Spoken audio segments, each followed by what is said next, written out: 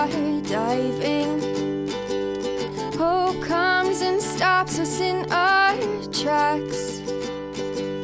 Bravely we prove in our striving, trudging together each day. Where there's a will, there's a way. Good afternoon. Hopefully we'll have some guests joining us.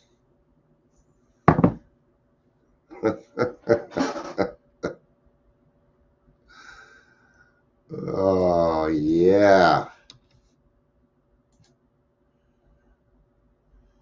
Yep. I don't think anybody's here yet. Nope. Well, doesn't really give me a counter, so. I've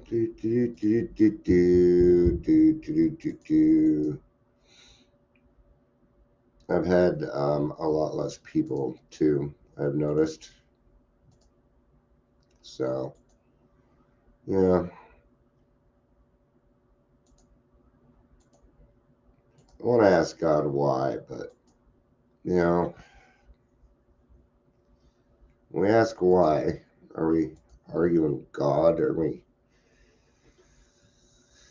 The opinion of Dr. S. Yeah, that'd be the way, a good way Yoda would say it.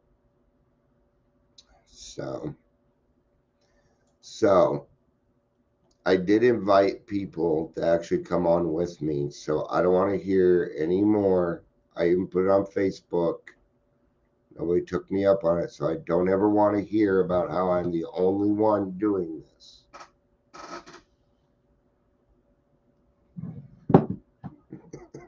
I don't hear it from Amber. But people do that too much. I always get suggestions here. It's always the same ones. Hey, you should bring somebody on with you. Oh, that's a great idea. I've only been doing this 6 years. Never thought of it. Why don't you join me? Chirp, chirp, chirp. That means silence. That's what that means.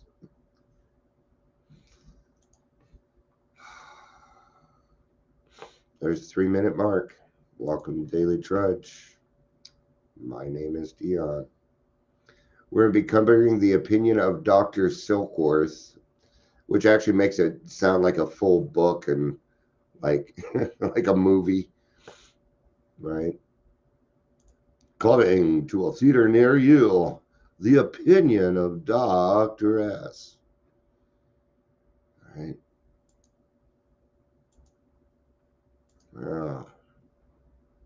It's weird. Everything just seems a little off. All of it. The whole world is like a beat off.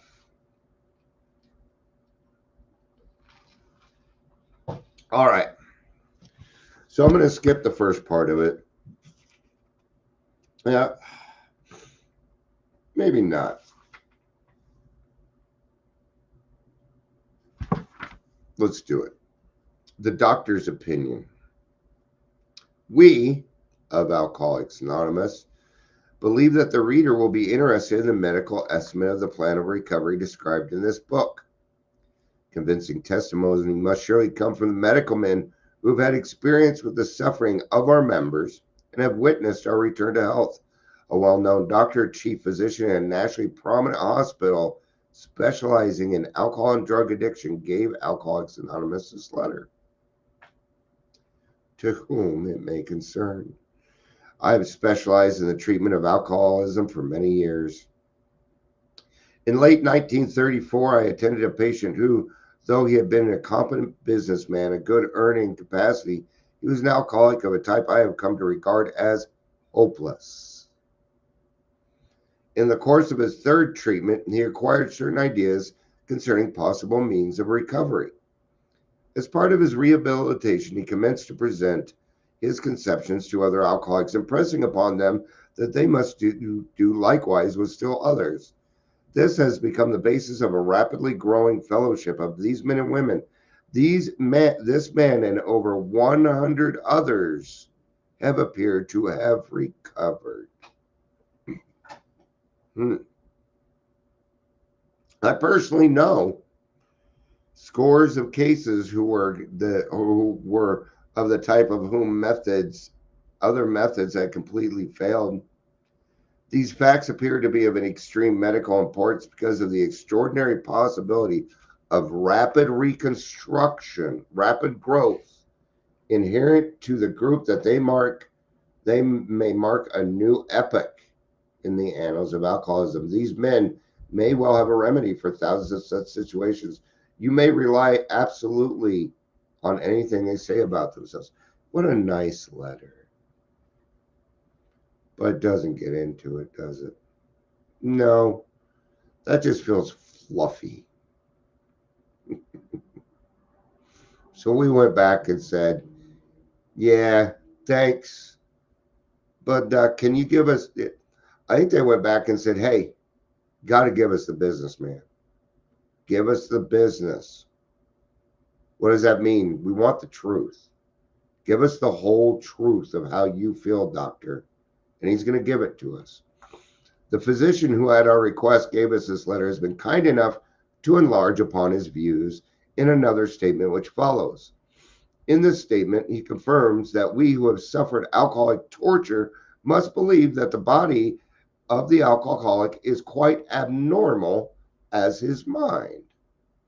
It did not satisfy us to be told that we could not control our drinking just because we were maladjusted to life, that we were full flight from reality, or were right out mental defectives.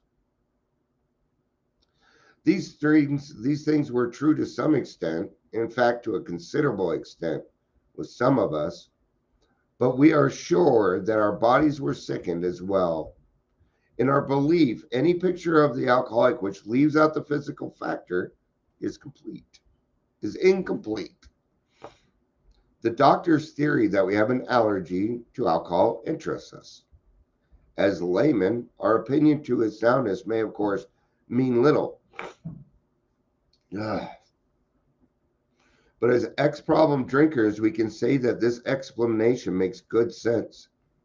It explains many things for which we cannot otherwise account. Though we work out our solution on a spiritual as well as an altruistic plane, we favor hospitalization for the alcoholic who's still jittery or befogged. More often than not, it is imperative that a man's brain be cleared before he is approached, as he has a better chance of understanding and accepting what we have to offer, the doctor writes. Now, you're not going to want to wait. You don't want to wait for a lucid period. They're going to be hungover. That's where you want them. Okay? But we should be freed. Now, that befogging, it can take months sometimes. It really depends on how much of the hooch you put in your body. Right?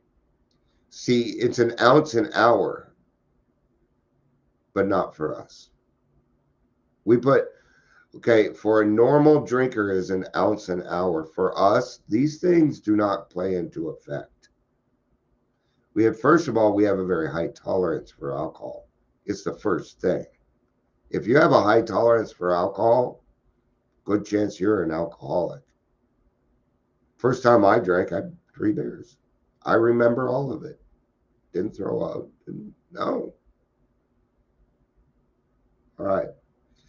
The subject presented in this book seemed to be of paramount importance to those afflicted with alcoholic addiction.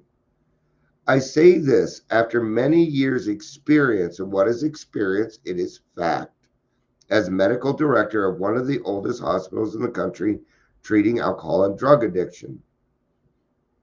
I really wish he would have told why he did what he did. I am interested in why Dr. Silkworth decided to work in this field. What happened to that man? Something happened.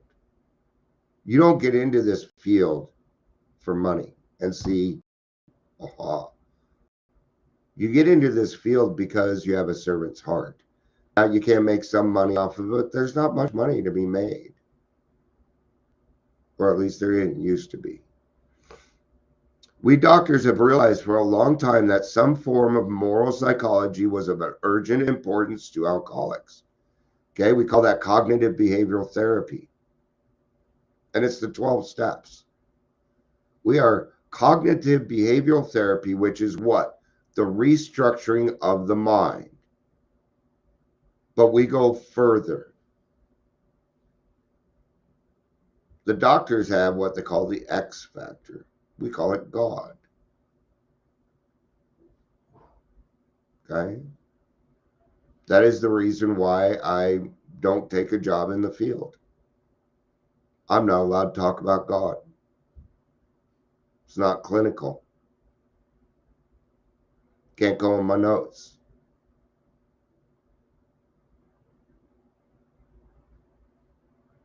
All right?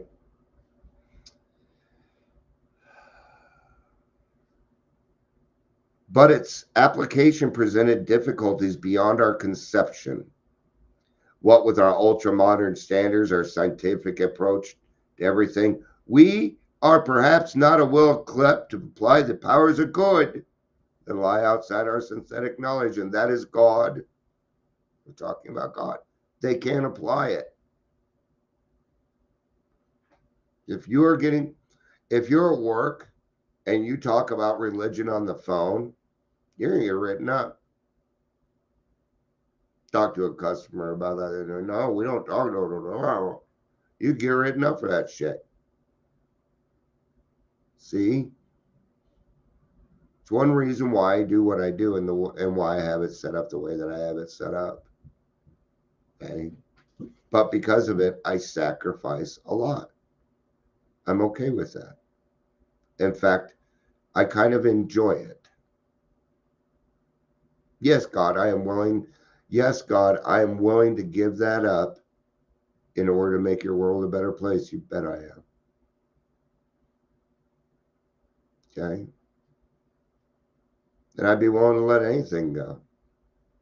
But my higher power is not going to come along and say, hey, Dion, you need to get rid of your family in order to stay sober. Ain't going to happen. He would never do that to me. Okay? All right. Many years ago, one of the leading contributors of this book, and notice they don't mention Bill, but it is Bill, but they don't mention him. Why? Because it doesn't matter. He acquired some ideas he put into practical application. Once later, he requested the privilege of being allowed to tell his story to other patients here, and with some misgiving, we consented. The cases we have followed through have been most interesting. In fact, many of them are amazing. The unselfishness of these men as we have come to know them, the entire absence of profit motive, and their community spirit is indeed inspiring to one who has labored long and wearily in this alcoholic field. They believe in themselves and still more in the power which pulls chronic alcoholics back from the gates of death. I watch it happen every day. Well, almost every day. I do. I watch this happen all the time. Even better, I get to be a part of it. Am I the one that does it? No, it takes a tribe. Why does it take a tribe? Because that's enough people to kind of fit what God does. Okay? There'll be sometimes when you will find out exactly how much work you're doing. When I stepped down from the 3 p.m., they stopped meeting for 4 days. And they said it wasn't me, but it's hard for me to think it isn't. Now, it's not a brag, okay? But I know something. 20% of the people do 80% of the work in the program. It's always been that way.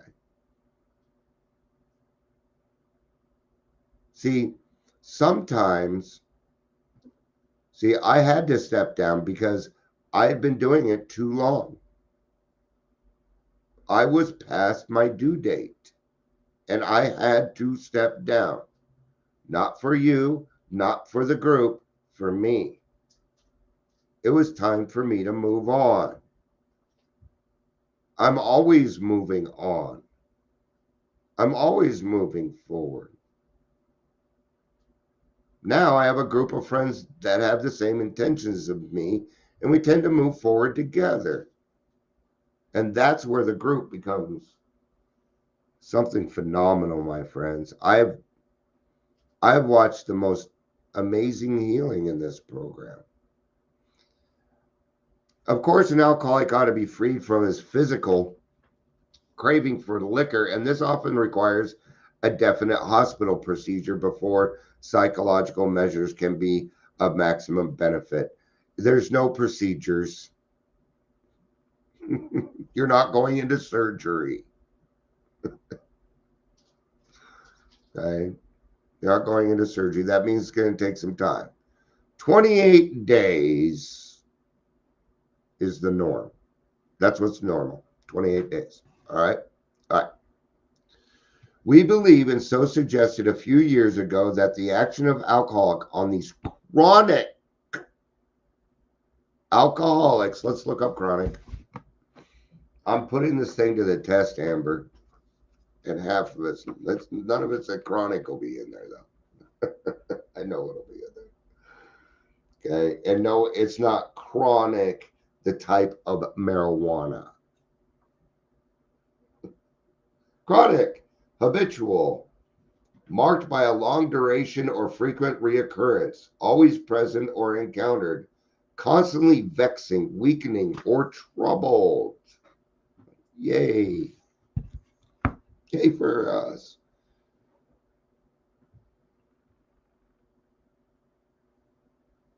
Is a manifestation of an allergy. And the phenomena of craving is limited to this class and never occurs in the average temperate drinker. What does that mean? It means a couple of things. Not anybody can be an alcoholic. You try as much as you want. I know you did cocaine and put down a lot of alcohol, but anybody can do that.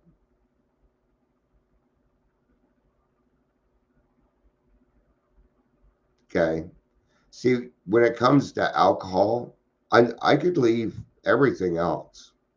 And I tried it. I tried acid 3 times. Nothing ever happened. I did shrooms a lot. Did a lot of shrooms. Yeah. I'm an all natural kind of guy. I don't like my synthetic drugs. I like to trip naturally. Doesn't matter. Okay. But alcohol, oh, nope. I couldn't go 10, 15 minutes on my own willpower. I couldn't. The moment I made a promise not to drink again, I wanted it 10 times more. And I was already screwed.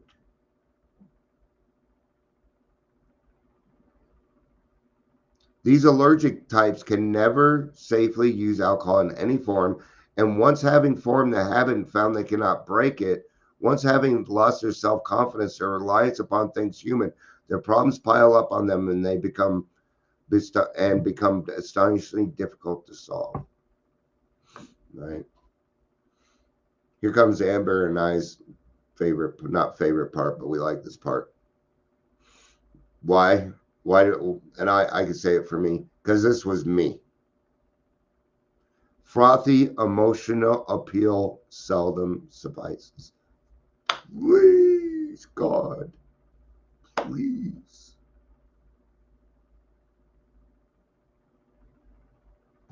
Didn't work. See, what I was praying for was situational. God, get me out of jail. God, get me out of this situation. I won't do it again. But I wasn't asking the right things. These are just foxhole prayers. What's the other side of frothy emotional appeal that doesn't seldom suffices? You're killing yourself. You're hurting things, and we don't care. We don't care. You know, me and John Barleycorn, we used to like to play this game called Leave Me the Fuck Alone. Leave me the fuck alone. That's probably something I said more than anything in the world when I was drinking. Could you please stop drinking? I don't know how many times my girlfriends called my mother. After a while, she was just like, you're on your own. What, you want me to piss them off more? Call my mother on me?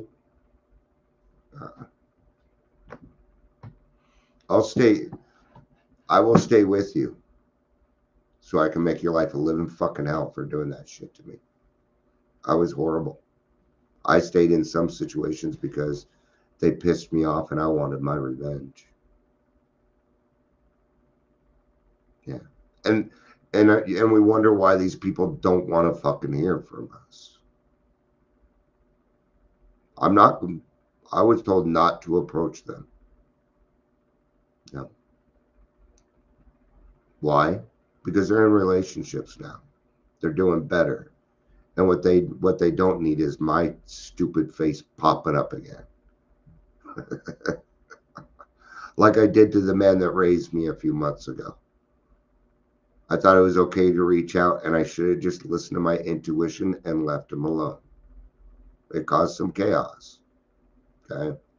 The message which can interest and hold these alcoholic people must have depth and weight.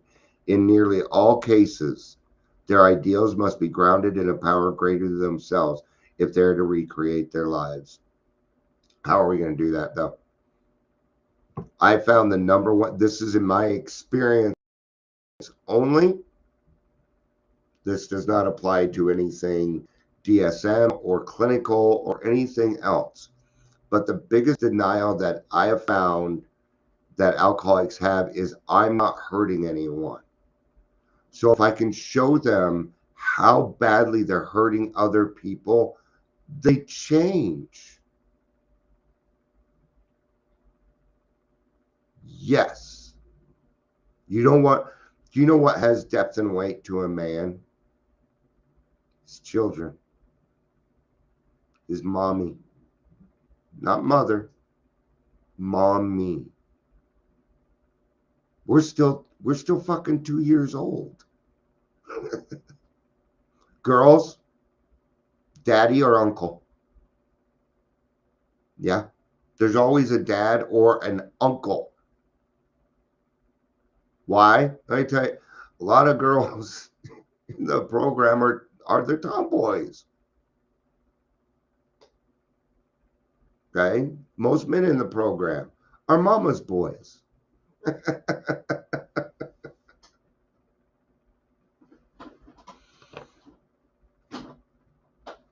It's an emotional stability. Okay?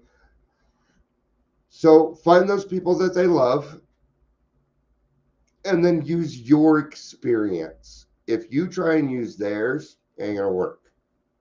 So the best gift I ever gave my mother, my mommy, my favorite auntie, my kids, my wife, everybody was sobriety. Because now they don't have to sit up all night and wonder and worry about me. Because they do. Oh, they're not worried about me. Bullshit, they aren't. Let's call your mom right now. No. Okay. If any feel that as psychiatrists directing a hospital for alcoholics we appear somewhat sentimental, let them stand a while on the firing lines.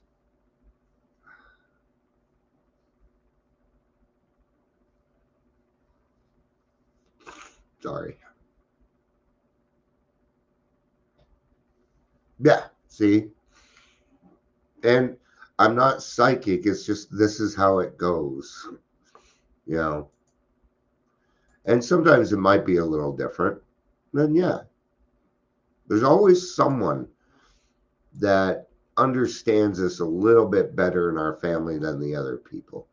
And that's, because the alcoholic is usually what? The black sheep. So they don't feel like they fucking belong anywhere. So when you start to let them know that they belong, well, you got a friend in me, right? That's hope. and nobody's ever fucking given it to them before, except these other people, but they couldn't take it because they were too close, because we're stubborn, right?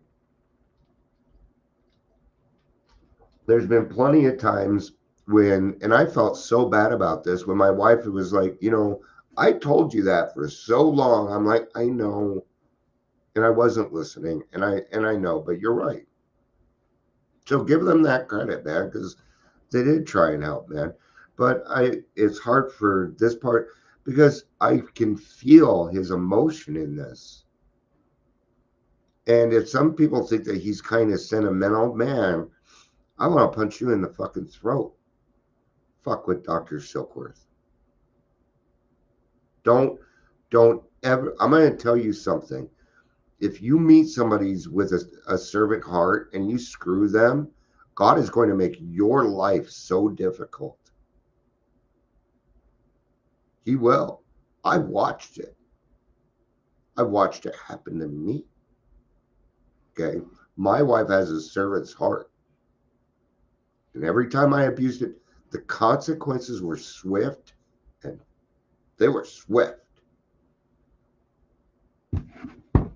Okay. So do not be fooled.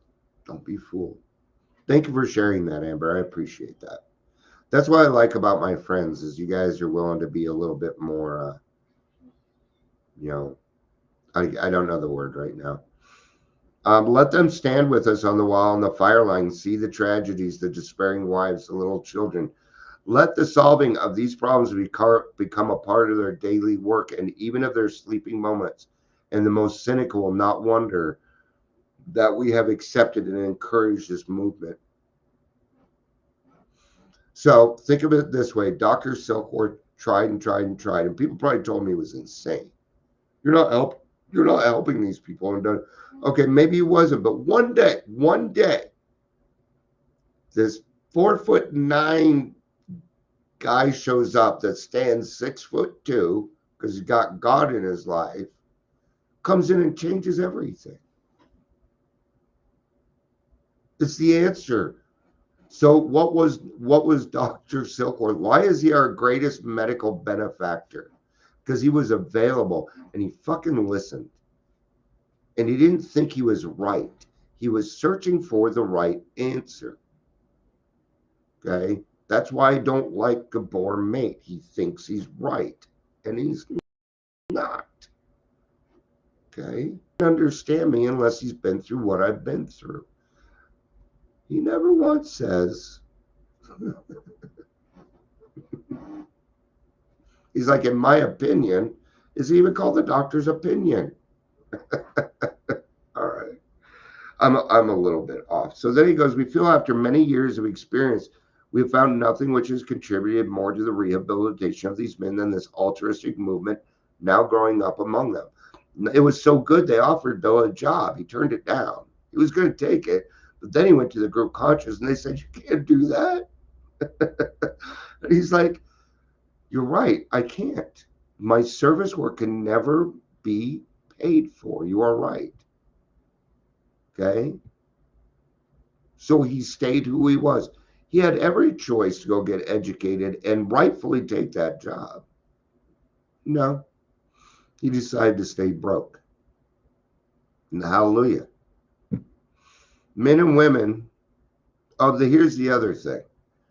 Now William gets to go home. You know why we call him William? Because we already have a Bill. Right. Okay. It was a stupid.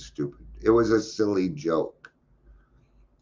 Because now he's going home and sleeping much better.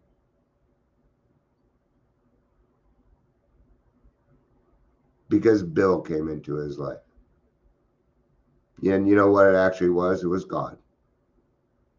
All right. Men and women drink essentially because they like the effect produced by alcohol. There it is. And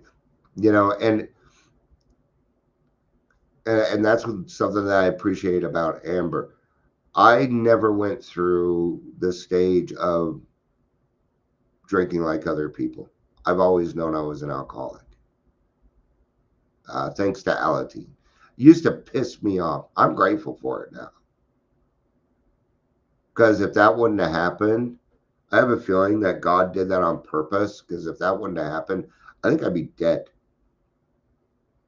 Because I wouldn't have stayed away from hard drugs. I knew to stay away. My brain didn't want to. But my gut was like, yeah, well, you're stupid. Let's go get some alcohol. Okay. Because we're better than those drug addicts, right?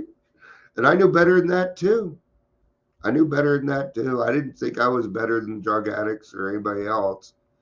I just want to be left alone. Okay. The sensation is so elusive. Let's look up elusive. I'm trying to get into the habit of this again. So, because I know what elusive means, but do I really know what it means for us? I was going to say it's not in here, but there it is. Hard to understand, define, grasp, isolate, or pin down. Okay. So they don't know what. The sensation is so elusive that they cannot, after a time, differentiate the true from the false. This is where hell starts. This is where the hideous four horsemen tend to come in. Terror, bewilderment, frustration, and despair. This is what lying and being dishonest will lead to. Now, I wasn't given the choice. I didn't know how to be honest. I was one of those kids where bad attention was better than no attention. That was me. And I got it. Right? To them, their alcoholic life seems the only normal one. And not only will that happen to the alcoholic, but it will happen to the children of the alcoholic also. Yeah. They will grow up a little bit. They will go over to somebody else's house and they will see that that's not how things work. It's going to cause a lot of shit for them. Okay. They are restless, irritable, and discontented unless they can experience the sense and ease and comfort which comes at once by taking a few drinks. Drinks in which they see others taking with impunity. What does impunity mean? It means without consequence. Well, let's make sure. Impunity.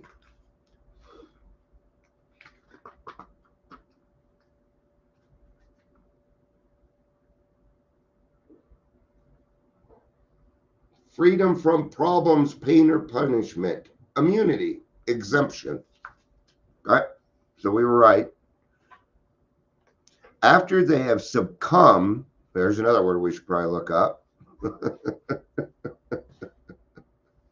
Not going to on this one. I've already done enough. But this is how we're going to, this is how we used to do it when we had big book studies. We would look up every single of the phenomenon, anything that kind of seemed like it was beyond us, right? Anyway, drinks they see after they succumb to the desire again, so that obsession in my head, okay, and I came around to it, even though I didn't want to. I just got done promising. I just got out of jail for my DUI. I never had one, but right. And only a few hours later, I will have forgotten about it. Why? Because I just got out of jail, man. I need a drink. Right? So we succumb to the desire again, and then we pass through the well-known stages of a spree, emerging remorseful with a firm resolution not to do it again. That is the definition of insanity. And I did it every day. every moment of every day was consumed by one thought: drinking. Even while I was drinking, okay? Let's say I get together with, it's me and 4 friends and we have a 6-pack. We're all standing around talking. I'm not in this conversation. I can't even hear them. I'm thinking about who gets the second beer. I'm never a part of anything. I could never live in the now. I could never, ever do that. I need ease and comfort.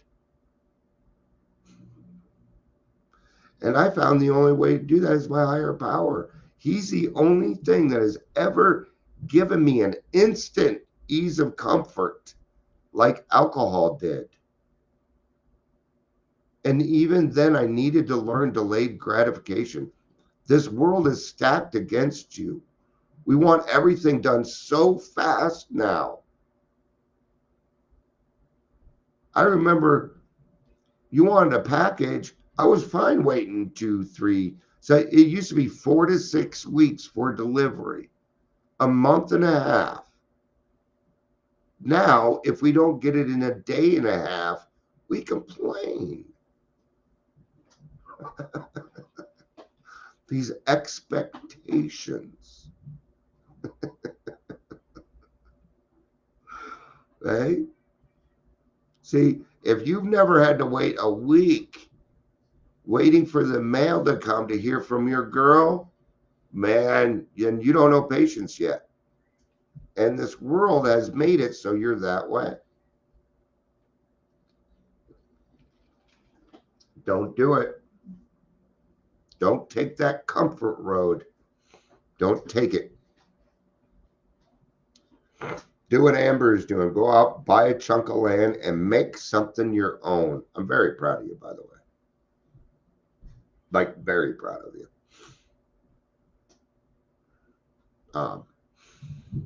I don't know that you've seen it, but fuck Amber. One day you'll be an out drug and alcohol counselor, just so you know. All right. After they succumb to the desire again, as so many do. Oh, I read that out loud. This is repeated over and over, and unless this person can experience an entire psychic change, there is very little hope of his recovery. An entire holy, I don't want to do this anymore. Okay. The psychic change is the step before the steps. That's why it's in doctor's opinion. It is step 0. It is the gift of desperation. Sometimes it comes with a spiritual experience. Sometimes it does not. It's that spiritual experience that we talk about. Some people get sudden upheavals. 90% of us get the educational variety. It just means I changed my mind. Go to AAA for a few weeks and see, with that I can start seeing clearly. I'll tell you the first thing that's going to happen is a good night's sleep. That in and of itself may bring you to God, because it just got done saying to them their alcoholics seem the only normal one. That is because you have been walking around in a dream. So, on the other hand, and strange as this may seem to those who do not understand, once a psychic change has occurred, the very same person who seemed doomed, who had so many problems he despaired of ever solving them, suddenly finds himself easily able to control his desire for alcohol. The only effort being necessary to require a few simple rules. That's just for the alcohol, man. And there are a few simple rules. Hey, God, I fucked up. I need your help. That's it. That's all I had to do. You know what, God? I don't know anymore. I don't know anymore. Can you teach me a new way? Because my way isn't working. That was it. It didn't need to be some big, overwhelming thing. Would you do that to your kids? Or would you meet your kid where they were at and figure out their love language and do it that way. So it meant that much more. So they get that much more out of it. And then what do? Then they give it to other people. See that? And that's what we do. Okay? I am nothing more than an example. Now, it's my choice on whether I'm going to set a good example or a bad example. Now, I'm going to tell you something. My example around here has been pretty darn good, and it has worked. I'll tell you, the other day, I woke up from a nightmare. And I kind of I yelled at everybody in the house, but I kind of did, slamming door, and they thought, I'm like, and and I was talking out loud, but it didn't have anything to do with anybody, but still it has an effect. And my son came out. Now, usually this would have turned into a fight, but my son has changed. And he said, come on, man, we're a little bit better than this. That was the best way he could say it. And I heard him. Do you hear that? We are better than this. Makes me want to fucking weep like a baby. So, see, they know that I go through things. And what he did is he gave me permission to come back in without feeling like an idiot to make an amends. That's exactly what he did. Isn't that awesome? Right. Men have cried out to me in sincere and despairing appeals. Doctors, I cannot go on like this. I have everything to live for. I must stop, but I cannot die. You must help me. Now, when we say we have everything to live for, it has more to do with the fact that the people around us, right? Just like I was saying earlier, once we figure out that we're hurting the people in our lives, we're willing to change. There it is. Faced with this problem, if a doctor is honest about himself, he must sometimes feel his own inadequacy. I've been there. I have a solution. I feel it. Although he gives everything that it is in him, it is often not enough. One feels that something more than a human power is needed to produce the essential psychic change. Though the aggregate, and aggregate means mass total, I have the definition right there. That's how I know that. I had my sponsor, right, of recoveries resulting in psychiatric effort is considerable. So, in other words, they're saying they did make an impact. It does work. But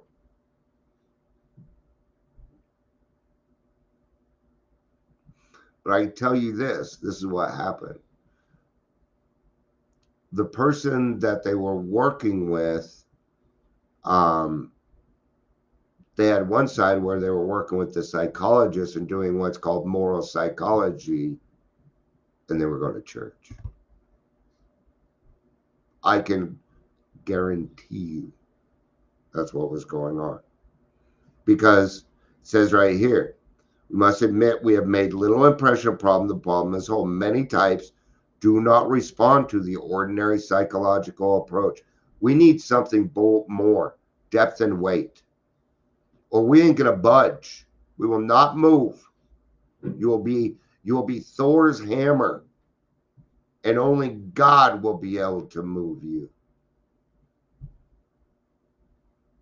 There you go. I do not hold with those who believe that alcoholism is entirely a problem of mental control, nor do I think it's a moral problem. I don't, that last part's me.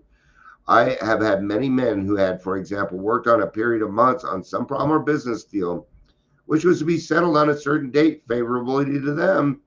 They took a drink a day or so prior to the date, and then the phenomenon of craving at once became paramount but to all other interests. so that the important appointment was not met. These men were not drinking to escape. They were drinking to overcome a craving beyond their mental control. I talked about this a little bit earlier with slips. You might have a slip because you're dealing with something beyond your mental control. Excitement. Things are good.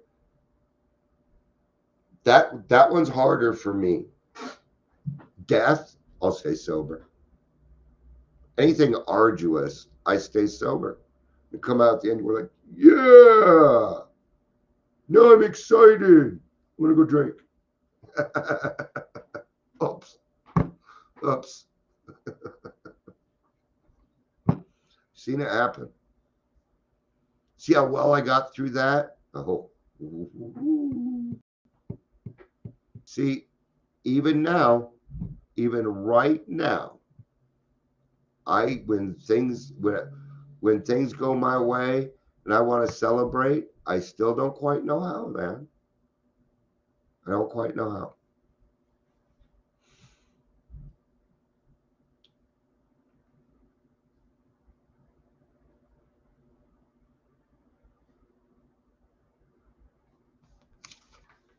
I'm just going to do a couple more paragraphs here.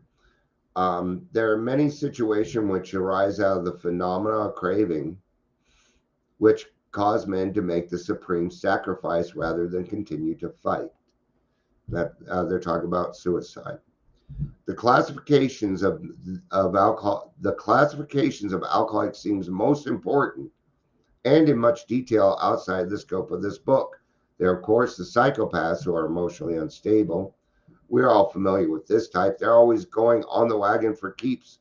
They're over remorseful and make many resolutions, but never a decision.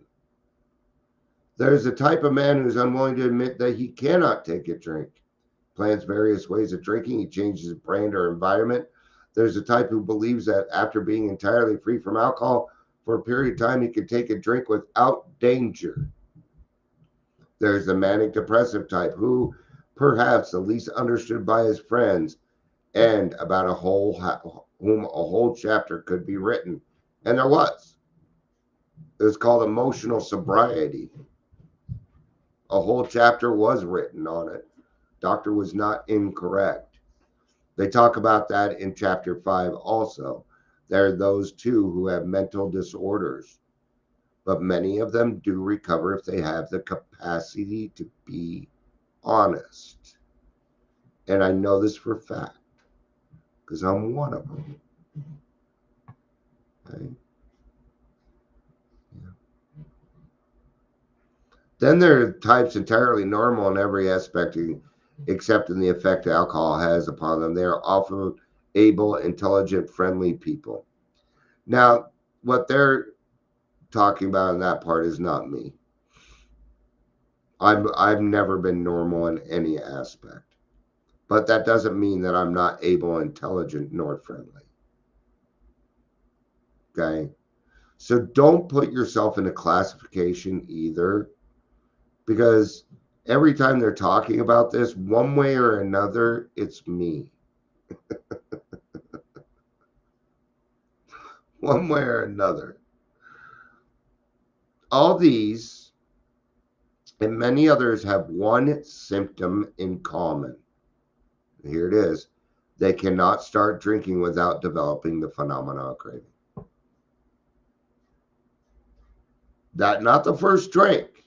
That's not what he said. Okay? My wife does not crave alcohol. She has never once said, I need a drink. I've never heard her say that in my life. And I've had a lot of conversations with her. She would never say that. Okay? Unless it was her tea from Dutch Brothers with light ice, without it being cold pour. Okay? So none of us, and this can still happen to me. As long as I'm not in fit spiritual condition, I am liable at any point I am an arm length away from the next drink, just like everyone else. Just like everyone else.